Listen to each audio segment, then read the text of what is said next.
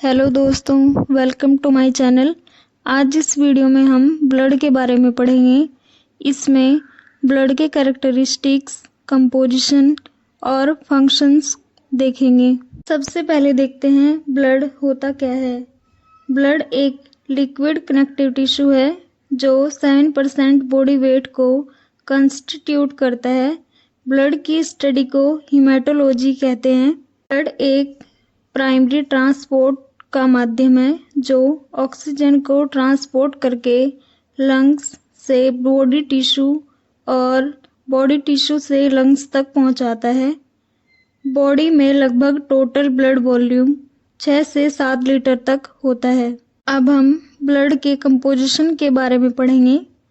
Blood में plasma और अलग अलग तरह की कोशिकाएं आती हैं, जिसमें प्लाज्मा 55% ब्लड वॉल्यूम और 45% ब्लड वॉल्यूम अलग अलग टाइप की सेल्स कंस्टिट्यूट करती है।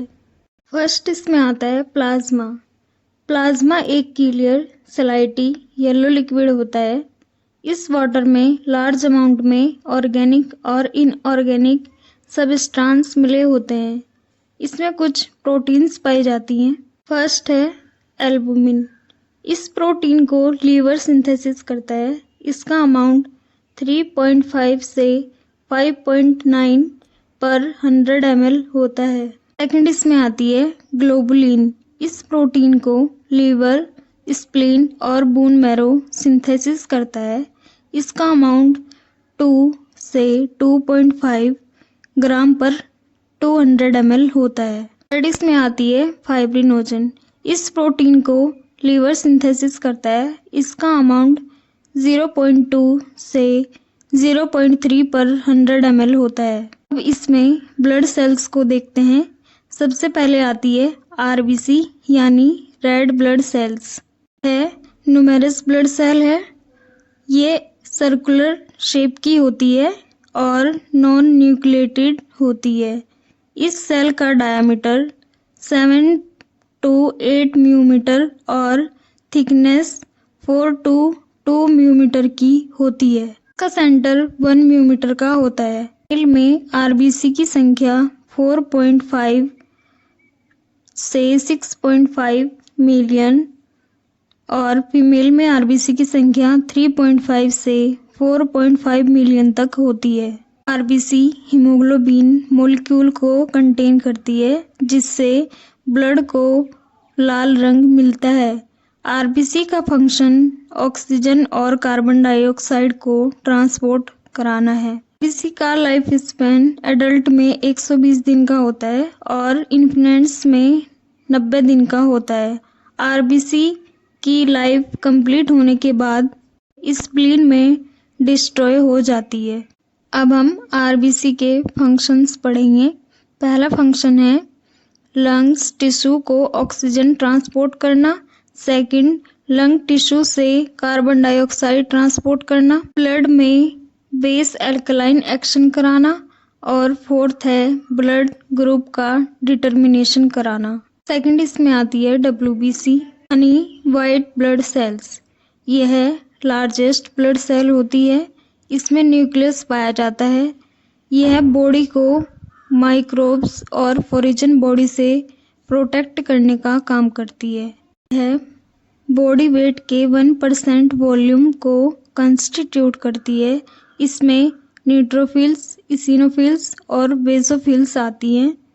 ल्यूकोसाइट के अग्रेनुलोसाइट्स को मोनोसाइट्स और लिम्फोसाइट्स में डिवाइड किया गया है। न्यूट्रोफिल्स शरीर को माइक्रोब से प्रोटेक्ट करने का काम करती है।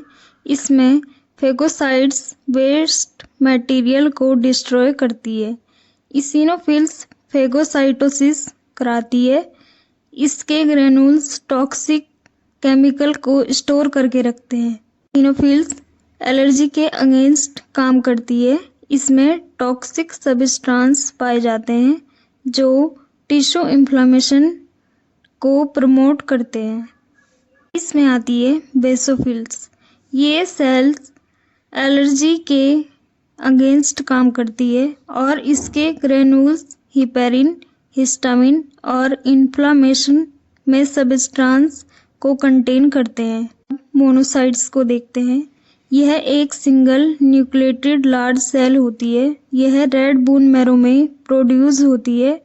कुछ माइग्रेट टिश्यू माइक्रोफेजेस को डेवलप करते हैं और ये इम्यूनिटी और इन्फ्लामेशन में इम्पोर्टेंट रोल निभाती है।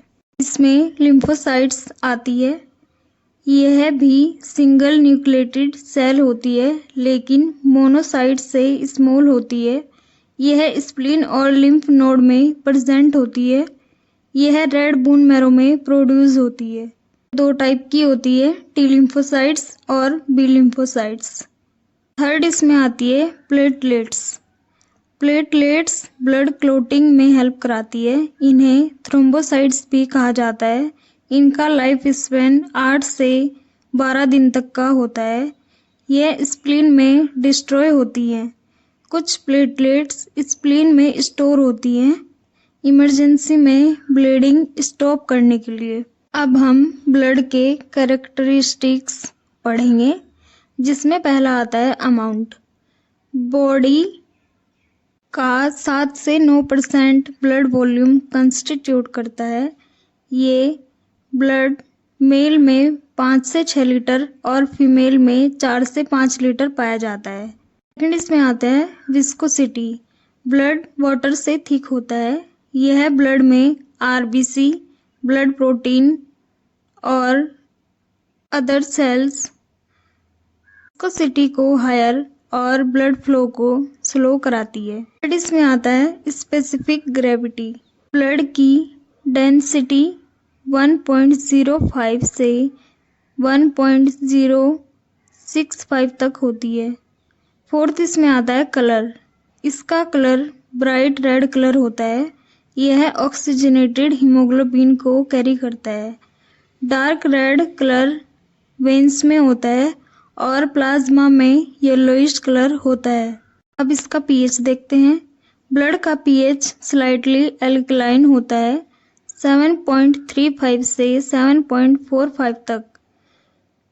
टेम्परेचर, ब्लड का टेम्परेचर 38 सेल्सियस तक होता है। अब ब्लड के फंक्शंस को देखते हैं। फर्स्ट है ऑक्सीजन को सप्लाई करना। सेकंड न्यूट्रिएंट्स को सप्लाई करना। थर्ड CO2 को रिमूव करना। फोर्थ इम्यूनोलॉजिकल फंक्शंस को कराना। सेकंड कोगुलेशन की प्रक्रिया कराना। अगला इसमें है regulation of care body temperature. अगला है मेटाबॉलिज्म, वेस्ट को रिमूव करना। हीमोस्टेसिस की क्रिया को देखते हैं। हीमोस्टेसिस के प्रोसेस में वैसोकंस्ट्रिक्शन, प्लेटलेट प्लग फॉर्मेशन, कोगुलेशन और फिब्रिनोलाइसिस इंक्लूड होता है। प्लेटलेट्स ब्लड वेसल से अटैच होती हैं। यह सेरोटोनिन रिलीज करके ब्लड वेसल्स के कंस्ट्रिक्शन में हेल्प कराती है। वैसोकंस्ट्रिक्शन नैरो होकर ब्लड वेसल्स के ब्लड फ्लो को रिड्यूस करता है। प्लेटलेट्स क्लम्प एक साथ जुड़कर इंजरी की साइट पर जाती है। ज़्यादा से ज़्यादा प्लेटलेट इंजरी की साइट पर मूव करती है और एक टेम्परेरी प्लेटलेट प्लग फॉर्मेशन करती है। बहुत से क्लोटिंग फैक्टर मिलकर ब्लड कोगुलेशन में इन्वॉल्व होते हैं। प्रोथ्रोम्बिन एक्टिवेट होकर थ्रोम्बिन में कन्वर्ट हो जाती है। थ्रोम्बिन फाइब्रिनोजन को फिब्रिन में कन्वर्ट करती है। फिब्रिन ब्लड सेल्स में ट्रैप्स और ब्लड क्लॉट को फॉर्म करती है। प्लाज्मिन ब्रेकडाउन होकर फिब्रिन में सोल्यूबल होकर सबस्टांस को फैगोसाइटोसिस के द्वारा क्लॉट को रिमूव कराती है। अब ब्लड ग्रुप को देखते हैं। रेड ब्लड सेल्स की वॉल पर अलग अलग टाइप के एंटीजन्स अटैच होते हैं। जैसे सेल की सरफेस पर एंटीजन ए, एंटीजन बी और एंटीजन ए बी दोनों होते हैं। Blood group A, blood group B और ए बी होते हैं। अदर टाइप के ब्लड ग्रुप ओ भी होता है। A B blood group universal recipient और blood group O universal donor होता है। इस वीडियो को देखने के लिए आप सभी का धन्यवाद।